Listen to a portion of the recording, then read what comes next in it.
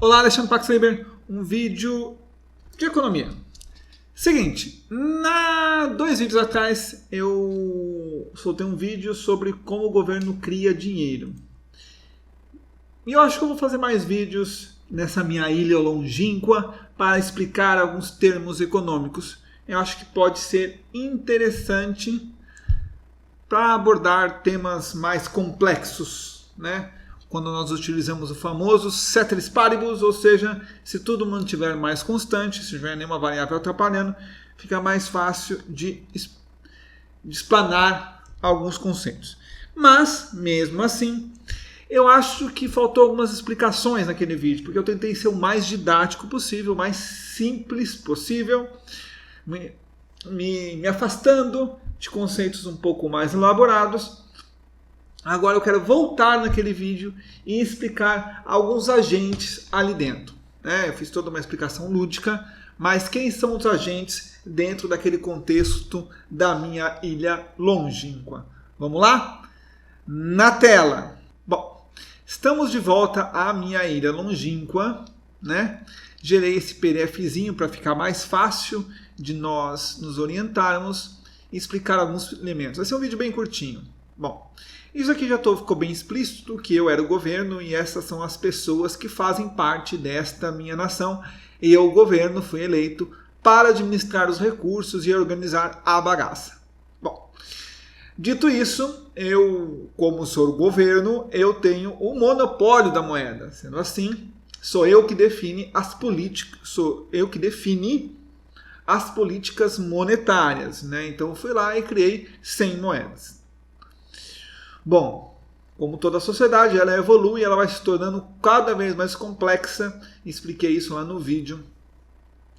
E aqui nós começamos a falar um pouquinho das nossas explicações. Bom, toda vez que algum governo tentou distribuir dinheiro, gerar dinheiro sem lastro e de qualquer forma, ele gerou inflação e esse dinheiro passou a não valer nada. Estamos vendo isso agora na Venezuela, por exemplo. Geralmente, países que têm um viés de esquerda são países que geram processos inflacionários, né? Sua política de... mas é ruim, é bom discutir, colocar a distribuição de renda? Eu acho que nem bom não é ruim. Eu acho que você precisa equilibrar as coisas. O problema é que, geralmente, quando você está numa administração populista, aquele que tem o controle da máquina pública, aquele que tem o botãozinho da impressão, ele geralmente exagera, porque ele está pensando na próxima eleição, e para tentar ganhar a eleição, ele vai tentar comprar apoio, vai tentar comprar voto, não diretamente, mas né, vamos falar de uma política onde todo mundo é honesto.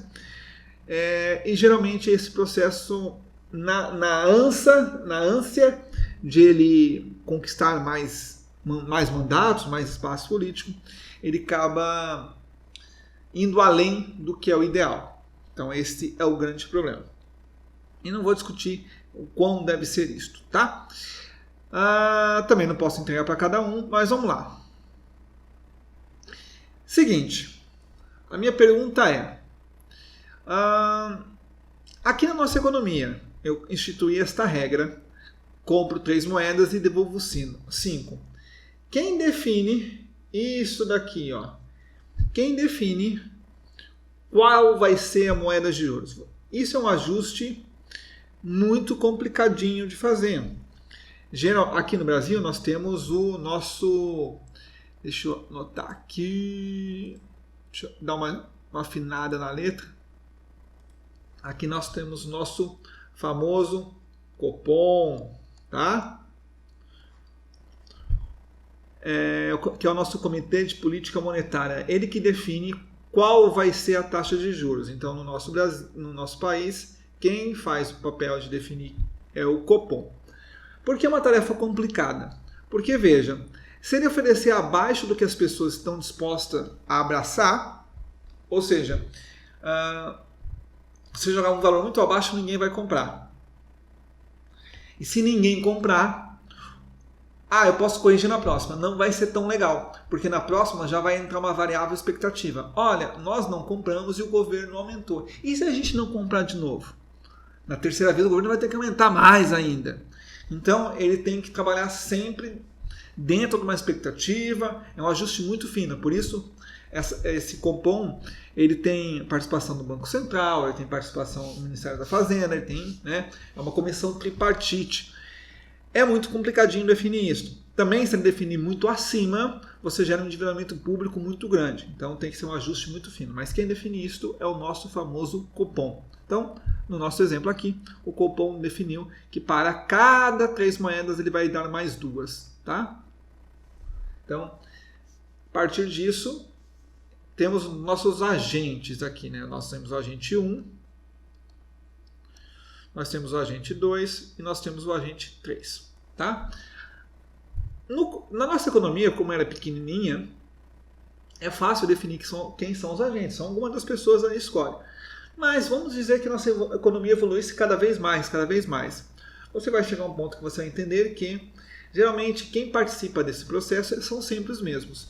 E no futuro eles vão criar regras, porque eles estão aproveitando, já que eles têm a capacidade de organizar e fazer mais dinheiro, ó, eles fazem muito mais dinheiro, eles vão acabar emprestando para terceiros, vão criar regras. Então, geralmente, quem faz essa intermediação aqui são os bancos. Tá?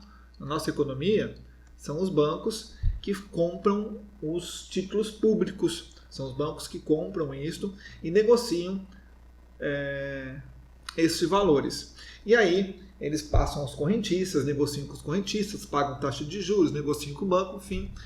Mas, basicamente, quem faz essa compra direto do governo não é uma pessoa física, e sim as instituições financeiras.